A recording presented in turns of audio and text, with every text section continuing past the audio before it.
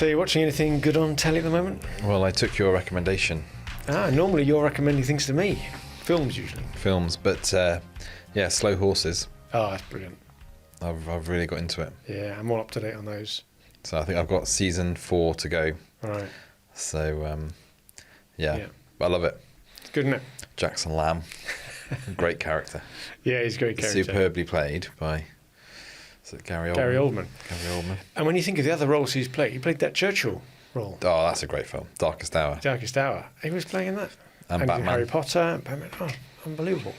But it's just such a great character. The Jackson Lamb character is just absolute class. You model yourself. Just sort of, yeah. Get a bottle of whiskey by your desk. Well, that wouldn't help my dry January. I'm not sure Jackson Lamb's doing dry January. I don't think he does dry January, no. Although in real life, he's teetotal, isn't he? Is he? Oldman. Yeah. They had to put tea in the bottle in film to be on stage. He's big fan of Alcoholics Anonymous. I think he's had a few issues in the past. But he's been teetotal for like 15, 16 years or something. Good. There's argument for it. So Slow Horses, one of your recommendations that you quite like. Definitely. The other ones, there's a lot on Netflix at the moment. Bad Sisters, I thought was quite good. Yeah. Watch a bit of that. Black Doves, just finished watching Black Doves. Very good. Yeah, I haven't got watched that, but it is very good. Mrs. Buckle is a big fan of Black Doves. Die Kaiserin. It's in German, subtitles, The Empress, but it's very good. Very good. I do speak a little bit of German, but Susie doesn't, and it came across well. So a few recommendations there if you haven't watched any of those. If you're tucked away. The Diplomat as well. Oh, there's so much on at the moment. You don't have to go out in January. You can just sit in and watch all these. Sit in and watch. It's like a Netflix advert. We should get some sort of payment from Netflix. Although Slow Horses. Oh no, that's on Apple TV, Apple Plus. Yeah. There's some good stuff on Apple. Silo is another one I'm watching at the moment. So if you like your kind of dystopian, there you go. People living in silos. You think one of the shorts from this week might just be our TV recommendations?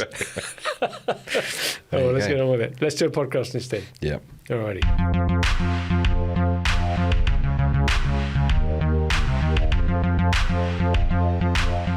Hello and welcome to another episode of the SME Growth Podcast. So we're up to 103 now, episode 103. So here we are from Wellmeadow. Here's Rich. Hello, Rich. Hello. We're back again.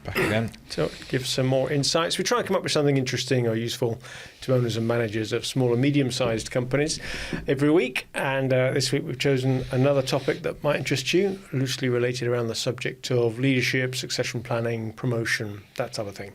Quick recap, though, on recent episodes in case you missed them. Last week was episode 102. What was that one? 102. How to set goals that actually matter. And that was quite topical. Beginning of the year, lots of people doing that. But we got quite deep and philosophical. Yeah, to get a bit esoteric, didn't it? In terms of, we definitely didn't want to fall into the trap of don't forget to make your objectives all smart, everybody. We got into some good sort of discussions about long-term, short-term goals, what really matters. Yep. Make sure you understand the why. That was 102. The week before that, which was the first one of the new year, episode 101, how to build a referral program. Yeah, talking a lot about that at the moment in terms of leveraging your networks and particularly for service-based businesses where lots of the work comes through word of mouth, that referral, and not so much just the word of mouth bit, but the systemization of how you build that network. That's become quite a common topic of discussion now amongst a number of different clients that I'm working with as well, and you. That was 100, and of course, that was 101, and 100 was our big Christmas special. Yep. Competing with Gavin and Stacey for the Christmas period. They didn't stand a chance. So we should have had her on, shouldn't we? So that was 100, and that was a great little series of our favourite bits, wasn't it? We each chose 4 of our favourite bits for a compilation programme, and we played them back and talked about them. I've just got Nessa in my head now. Tidy. Doesn't but tidy there. Yeah, good. So don't try to now do the whole of it in a Gavin and Stacey accent. Can imagine. We'll have to. I couldn't actually get through the Christmas special. Actually, I made it to. Could you not? About 3 minutes in, just thought, I'm out. Really? You didn't see it through. couldn't do it. Well, it was remarkably like all the previous episodes. Just they were all a lot older. Yeah. And Neil the baby's 16. Still called that. Right, good. So they were the last few episodes. So here we are on 103. Now this week then we've, as often we do, browsing through the pages of the Harvard Business Review, And there was an interesting article that does sort of jump out in that it came up with a counterintuitive finding. So we thought we'd talk about that. And as the title of this week's episode gives a bit of a hint of, it's Be Careful Around Ambitious People. Yeah. And it was all the research done on that. So so the summary is don't always promote ambitious people because you may live to rue the day. Well, I think recruitment and promoting are such a fraught area because it's such an area, it's surrounded by lots of positive thoughts, isn't it? Whenever you're going to recruit someone or promote them. Yeah. Everybody's really happy about it all and it's all good news. It's the complete opposite of, making people redundant or something. No one's ever going to ask you to be careful about it, or are you sure, or you don't have a consultation period to look at alternatives like you do when you're doing negative things. And as you say, it tends to have a very dark side in that you can be misled. Well, something the author said was about, I never really thought about this way, low information environments. Yeah. And so recruitment is a low information environment. Yeah, very low. Yeah. Which I thought that's quite... One or two pages of A4 paper and maybe a cover letter and a half-hour chat. Yeah, so it's an interesting way of looking at different environments. Are they high information or low information environments that you're operating in? But yeah, so it's very hard in that low information environment to actually gauge somebody's leadership skills. Yeah. And the whole sort of thesis of the article was around is ambition an indicator of someone's ability to lead? So just to give a name check then, it was Shilan Alzawi from Stanford University who did this study. Nearly 500 participants of some leadership program or whatever they were involved in. And they thought they'd try and test a thesis about whether ambition means anything. Does it correlate to something useful? And they tried to correlate it to leadership skills. So just a quick summary of the methodology then. They did a self-assessment of 472 people on this leadership program and asked them various questions around their ambition, trying to just gauge ambition. And then for the same people, they asked their peers, their subordinates, their managers, themselves, to rate them on, I think they said 10 different dimensions of leadership qualities or whatever. Now, how indeed they came up with those or not, but they do give a clue as to what a few of them were, including... Yeah, and they've got things like, how to motivate others, how they manage collaborative work, coach and develop people, present and communicate ideas. Yeah, so you can't argue with them, and it sounds like there was another half a dozen a bit like that. So on the basis that they had some self-assessed scores on how ambitious you are, plus a load of more crowdsourced views on whether you're actually any good at these various leadership things, they found the rather surprising and counterintuitive finding that they aren't linked. So there you go. so that's that. So that's that. So back to the title: be careful when you're promoting ambitious people. Well, and one of the things that was brought up as well was that very subjective kind of. It's not very quantitative. So they did try to overcome that by giving a group of people a task to do with a designated leader, who was then, everybody had a certain piece of the task, and the leader's job, although they didn't really know it, was to extract from everybody the piece of information that they had in order to solve the whole puzzle. Right. And in that way, and they found the same thing again, no correlation between... This was to try and validate the finding, wasn't it? A separate study that was done. And it came up with the same conclusion. Same conclusion. So I guess we're all a bit taken in by ambitious people because... falsely, we assume that for someone to have reached the view that they are ready for the next level or capable of it, they may well have, for a self-protectionist reason perhaps, have actually drawn some sort of conclusion based on fact of some sort or opinion or something, so they don't go and put themselves into a situation where they're going to be at risk. The old Peter principle, being promoted to one level beyond your capability. So I guess we've just assumed too much in the past, that people actually don't rely too much on their own properly critical judgment as to whether they're going to be any good or not. They just think they're better, or they think they're good enough almost for the sake of it, which can be self-destructive. Well, I think, so I think what is an ambitious person in terms of a workplace context, or any context really? How does that manifest itself? Because, we're talking probably in generalizations here, aren't we? But you would say your typical ambitious person would be someone who puts themselves forward, probably thinks about their own career progression more than others, wants to be maybe not quite, maybe centre of attention is the wrong word, but wants to be involved, takes the opportunities, moves things forward. So I think there was that thinking. They were saying that historically that type of person would be someone who would be dedicated, determined, and kind of ambitious in that sense to drive the organisation forward. And that they were the characteristics that was kind of exemplified as, well, if you're going to be a leader, you need to be someone who can take initiative, drive things forward, be dedicated, work 24 hours a day, all that type of thing. And what they found was actually that if that's what your definition of ambition is, that doesn't necessarily... That just means you're going to work hard. ...correlate to can you bring other people on. Well, I think that's the key point about being a leader, isn't it? Maybe it's slightly different about being a manager or just an effective employee. Maybe ambitious people do correlate better to some of those other things. But in terms of being a leader and the things they talked about measuring, can you understand the motivations of other people and communicate well and, be fair and whatever in your judgments? They're different things entirely. But they do go on to explain why might it be then that some people who feel that they're very ambitious end up not getting the link right between that and whether they're any good or not. And one of them is, I suppose, quite obvious, that you're kind of biased. You just want more pay or more seniority, more power. You want to be progressing, and you're not actually thinking critically about whether you deserve it, are good at it, are better than anybody else.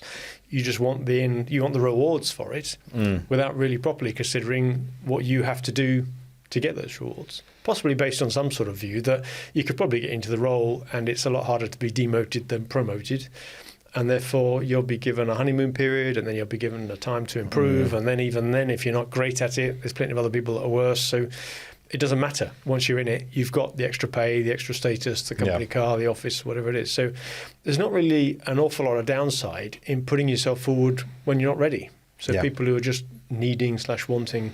Well, I think then what you tend to see, and I'm sure most people will be able to think of examples of this, is when you do see someone who you think they're in a position that perhaps maybe they're either not ready for or they're not capable of, you tend to find they surround themselves with people who are kind of equally, maybe incompetent's too strong a word, but I know what you mean. They're not going to surround themselves with people that can show them up. Yes, the advice is always surround yourself by people better than you, right? But to do that, you have to be quite confident, or the boss, the owner, so that you're not going to be threatened. And so a lot of people then don't. And I've seen it in various organisations as well, where people who clearly just aren't very good at either their job or leading, this is more about leadership, isn't it? That's not really challenged anyway, and that the general level of expectation is low enough that whether they're good enough, they can sort of get away with it. But there was another point they made as well in their sort of analysis of why this might be the case. That first one being that bias for just wanting to improve yourself and get more money. But the other one is perhaps a lesson that we can all take as leaders and managers ourselves, in that when we give feedback, we tend to give positive feedback a lot more than we give negative feedback. And when we give negative feedback, we couch it in such terms that it's designed not to sound too negative. Because we're worried about upsetting people or demotivating them. So we sugarcoat it so much, or do the whole sandwich thing, that people who are looking to hear positive news only tend to not really pick up on the more critical self-improvement opportunity type bits of feedback that you're giving. So as a result, people get sort of, persuaded that they're better than they are, I suppose, or at least they don't listen to the messages that say they're not. Well, I saw a Tucker Carlson interview, and I should see it. Oh wow! Just start rolling your eyes. But he was talking about this exact thing, actually, directness of feedback. And he said he's been fired quite a lot, but the best time he was fired was when somebody was, I think it was when he got fired from MSNBC or whatever it was. And he was brought on they were trying to compete with Fox, apparently, to move more right. And it was him and some other co-presenter that got brought on. And just her ratings were just through the roof compared to his. Right. And so the guy just called him in and said, this is how it is. This is what well, I like you. We get on. But actually, her ratings are way better than yours. We're calling it quits here. We'll pay out your contract. But he just said that directness was just really appreciated, actually. Even though it's bad news, the fact that someone can be direct actually just, I don't know what it is, maybe just refreshingly honest because people aren't. But see, I think that's probably a subset of the case there, where if you're giving negative feedback where the outcome is now so bad you're going to be leaving the organisation, then maybe that's the time you can afford, if you choose that approach, you can afford to be more honest, because you don't need to worry about how motivated they are afterwards, right, because they're leaving. Yeah. I think the tricky bit is where you're trying to help somebody to improve and give enough feedback along the way to say that you're not a bad person, you're not trying hard, you're fitting into the team, you're doing all the right things, apart from this area here that's a blind spot, or that area that you need to improve. But even when it's as positive as that, even there I'm doing it now, aren't I, trying to make excuses for it, but you still sugarcoat it. So I think that's where it comes back to this concept of like relational capital. And if you've got enough relational capital with somebody, then you can have those direct conversations a lot easier because they're received. So back to the trust equation, which I think we probably talked about before, which off the top of my head, trying to remember, something to do with reliability times credibility times something else. Integrity or something, divided by self-orientation. Yeah. So, if you've got that trust with someone, if you've got that relational capital that you can draw on, being direct may, in those situations where you're trying to use it as a way of improving someone, they may well see that as in their best interests. Yeah, and I guess it's a bit like Lencioni, however you pronounce his name, the 5 dysfunctions of a team. You've got to have that trust there first before a team will start challenging one another. So I guess it's the same mechanism at play between a manager and a subordinate. You need enough trust there that you don't just presume that any suggestion of a potential improvement isn't some veiled building up to suck at me type manoeuvre. So they were the 2 conclusions they reached, either that we're not very good at giving negative feedback as managers, or that there's just an inbuilt bias in a lot of individuals because it's in their interests to get promoted, whether or not they're any good at the job. So imagine a hypothetical situation where you take, for example, like a government. Any particular government in mind here, Richard? Government. And you put a load of ambitious people in who've never really done the jobs that they now have to do. Well, is that not a tautology in a way, that all politicians are ambitious people? You don't tend to find many politicians who are very humble, do you? Stand up, vote for me type a character isn't the sort of humble, shy, retiring wallflower, are they? No. And so that's the problem. You get all these people who want to climb the greasy pole, and we can think of prime ministers in the past that have managed to get themselves nominated and then elected as a prime minister purely because they wanted to be prime minister, not because they wanted to do the job when they were there, but they just wanted the badge. And we've had a few of those in the last few years. And we've got cabinet ministers now, haven't we, that you can clearly tell have been waiting for ages in opposition and finally had their stab at it. And now they're in, you think, hang on, you guys have had a long time to think about this. Yeah. What are you coming up with? What's this going on? So, it's exactly that, if you want to give the political angle to it.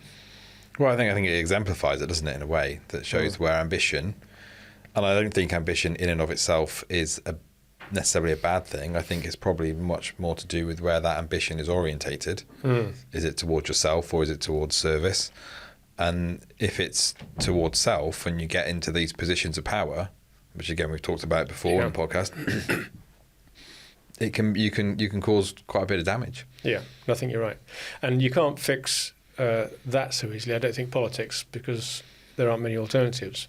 But the alternative, I would say, that does exist potentially in an organisation, a commercial organisation, is that if you had a career path that allowed somebody to progress and get the status, the pay, the car, the office or whatever, but without taking on the position of leadership and maybe being a technical expert, for example, or whatever other, a high-performing salesperson rather than a sales director, those sorts of equivalents, then you take away that bias for ambition that the research came up with. If the only way up the tree is to get more managerial responsibility and therefore leadership responsibility, then you are cutting off any ability for someone who just wants to better themselves financially from doing anything other than deluding themselves that they're going to be good at it. Yeah. So maybe that's a lesson we could all take as designers of organisations. Make sure that there's a way for people to progress and be validated and valued for just being good at their job. Yeah. Don't have to stop doing your job and badly lead others. Just do it yourself and be a mentor or something.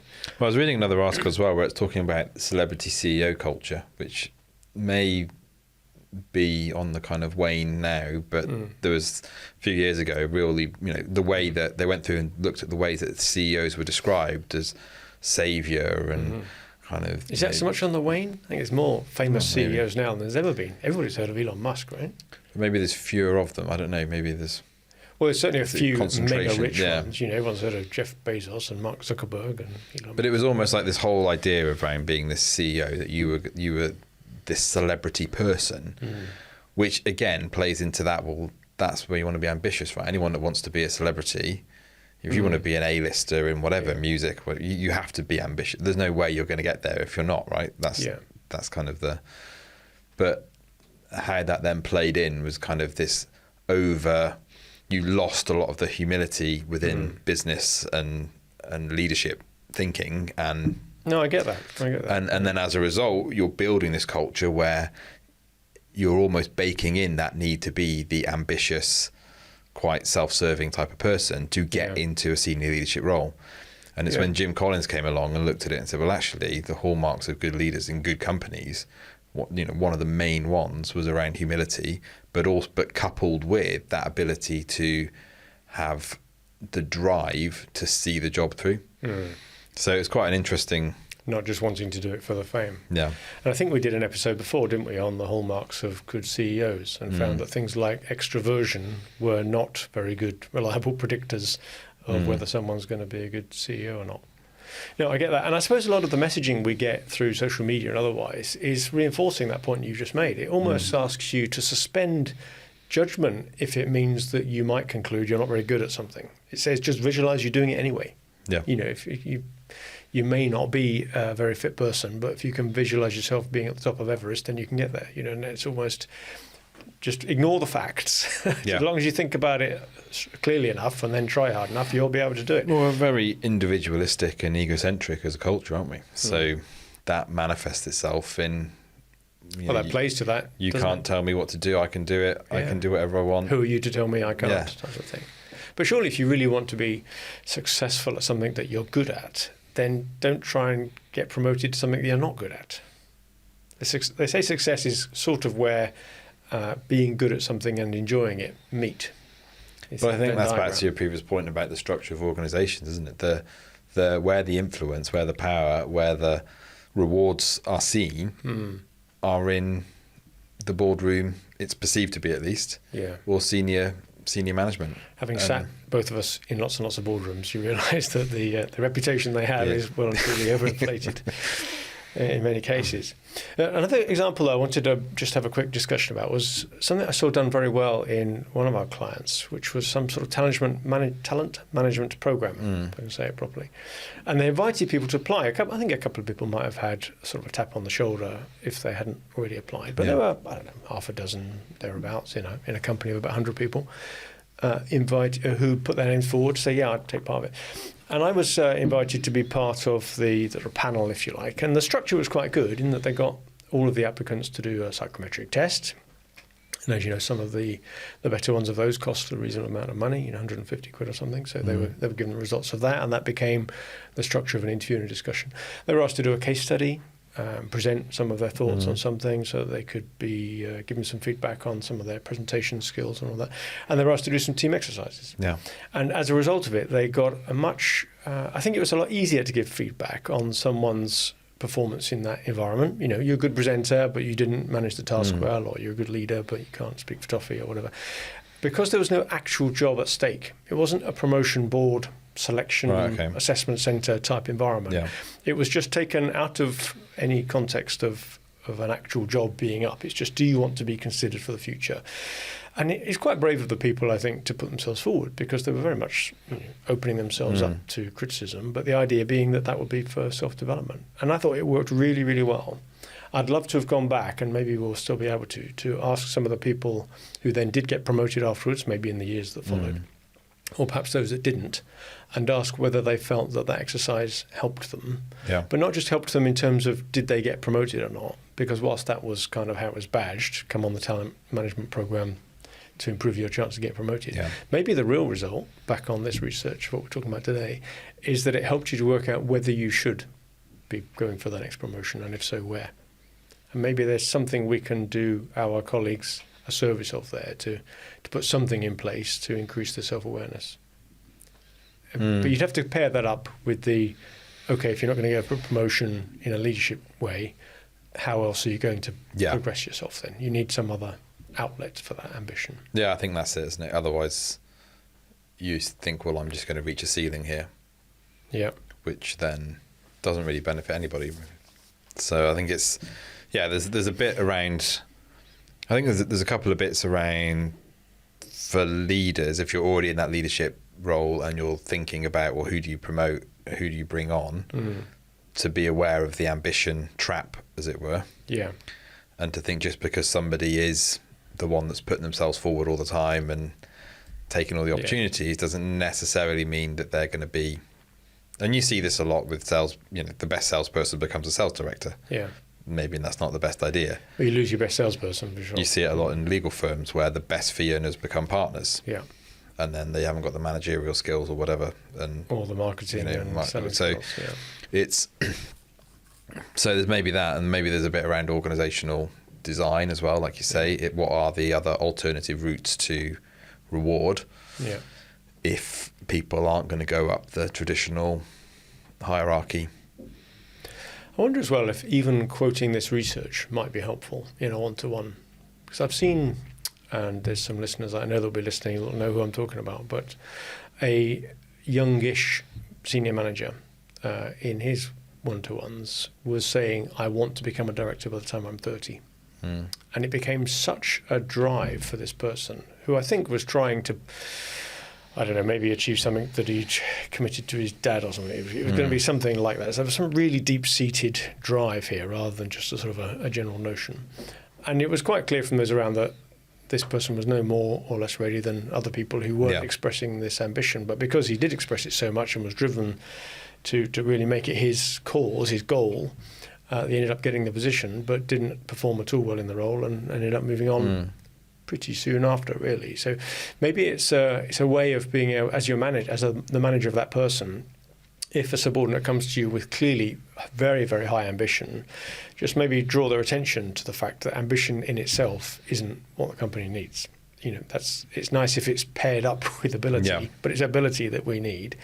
And we probably need self-awareness more than we need ambition. And if we can be sure that you've come to a proper judgment of your ability to move on to a different role, and we're of the same view, then okay, ambition is well placed then in that case. Well, it's like Uncle Ben said to Peter Parker, with great power comes great responsibility. Is that a Spider-Man reference? It's a Spider-Man reference. Oh my God, I actually got one of your references. But I think it's a true word in the sense that I think as well, some of this ambition is like back to the celebrity culture of CEO and all of this, that you can want the rewards of the ambition without necessarily thinking, well, that comes with quite a lot of responsibility. Yeah. And that you've got to think through all of that as well. It's not just about having Well, leadership is a hell of a responsibility that I don't think a lot of people do take seriously enough. It's almost get there first and then worry about it later. Yeah. And I think even Tony Blair said famously on his last day in office, it was only on that day he realised how to govern. Yeah. You've almost got to have done it and failed to know how to do it. Yeah. But back to your political point again, we don't have any apprenticeship scheme for ministers. In fact, often ministers are appointed into roles where they clearly have absolutely zero experience at all. I just can't fathom that. I just think, how can that be? Well, Rory Stewart bangs on about that in his podcast. He said, how come? He's probably one of the most knowledgeable people on Middle East politics, having walked from border to border across Afghanistan, speaks 3 or 4 Middle Eastern languages, now lectures in it at Harvard or Stanford or wherever he is, and yet he was never allowed to be the Foreign Secretary. His view is that it's because he knew too much about foreign affairs. Well, I'm not sure that's true or not, but we don't seem to appoint, or the Prime Minister doesn't seem to appoint ministers to a position where they have any expertise. To the point where our current Chancellor once did a bit of economics somewhere, apparently at a previous job. Business secretary never worked in a business. Yeah, crazy, isn't it? You would think there would be some kind of rules around that. Yeah. That you think you at least have to have. I mean, in any other profession, I couldn't just rock up and say, well, I fancy having a go at surgery. And you know what? The exceptions to that work quite well. Vince Cable was a professional economist and did a pretty decent job when he was in the coalition stuff. Ben Wallace was a serving officer, although junior ranking officer, but made a pretty good defence secretary. Yeah. And yet some of the others, they just sort of have to make it up as they go along, and then they're reshuffled on anyway. Not so great. So I'm not sure if that reads across quite so much into private businesses, but you do often find people, I think, promoted into positions, maybe in family businesses especially, because we need to find a seat on the board for somebody and they get given a role, and it may not be their core skill set or the best way of using them. Right. Well, we're going to go and have to think about it all now, aren't we? So are you ambitious? Are you ambitious? Well, I don't think there's anything particularly wrong, and as I said before, with ambition, it's where the focus is. Yeah. That's the everybody needs. Dylan Thomas says ambition is critical. That's written on the floor outside the train station as you come out of Swansea station. And as you walk down through the high street, you soon realise why he said that. Okay, you can say it then, really. But yeah, like you've got to have. Yeah, ambition does fuel a lot of activity, doesn't it? Yeah. But so closing thoughts then. It's not that we're saying ambition is a bad thing. No. We're just saying you can't assume it's a proxy for ability. Yeah. So be careful. Yeah. And check ability first rather than relying on ambition only. Mm-hmm. Okay, there's a nice measured way of finishing. Exactly. Good. Thank you very much, Rich. It's all right. Good summary there. Good for finding that piece of research. And thank you again for listening to another podcast from the SME Growth podcast from Wellmeadow. We try and come up with something useful and interesting every week. And if you've got any ideas for future topics, then please send them in. There's a community page on our YouTube hub, or you can find contact details on our webpage, the SMEgrowthpodcast.com, or through the Spotify and Apple podcast channels. So thanks a lot for listening. Please pass on the message that we're doing this to your friends and business colleagues. And in the meantime, good luck with your business.